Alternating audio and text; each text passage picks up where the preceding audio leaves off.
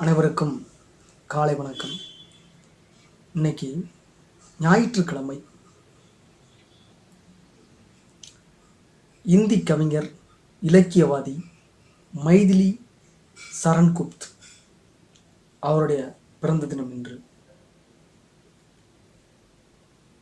விடுதலை போராட்ட வீரரும் இந்தி இலக்கியத்தில் தனி முத்திரை பதித்தவருமான மைதிலி சரண்குப்த் அவருடைய பிறந்த தினம் இன்று.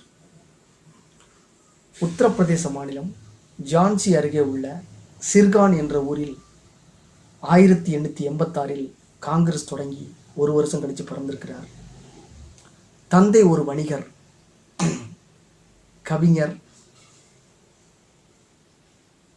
மற்றும் கவிஞர். அரசு பள்ளியிலும் ஜான்சியில் உள்ள மெக்டனால் உயர்நிலைப் பள்ளியிலும் பயின்றார். விளையாட்டு மீதான ஆர்வத்தால் படிப்பில் கவனம் செல்லவில்லை. அப்பாவின் ஏற்பாட்டால் வீட்டிலேயே கல்வி கற்றார். சமஸ்கிருதம், ஆங்கிலம், வங்க மொழிகளை கற்றார். சகோதரர் எழுத்தாளர் என்பதால் இருவருக்கும் இலக்கியத்தில் ஆர்வம் பிறந்தது.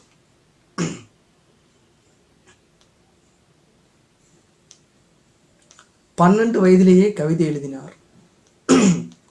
நெகிழ்ந்து போன அப்பா, என்னை விட 1000 மடங்கு சிறந்த கவிஞனாக மாறுவாய் என்று ஆசீர்வதித்தார்.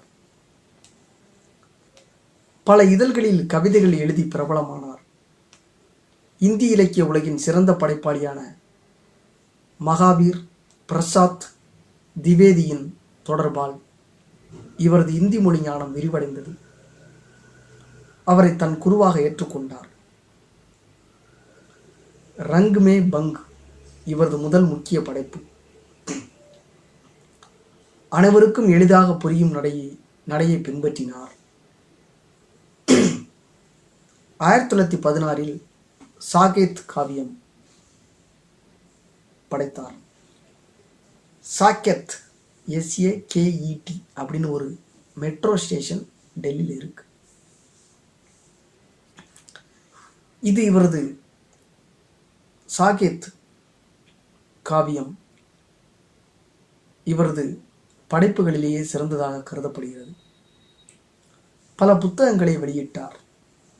சமூக பிரச்சனைகள் குறித்தும் எழுதினார்.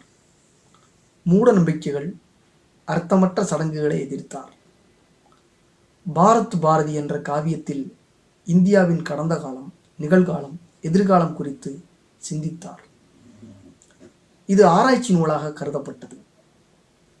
ராமாயணம், மகாபாரதம்,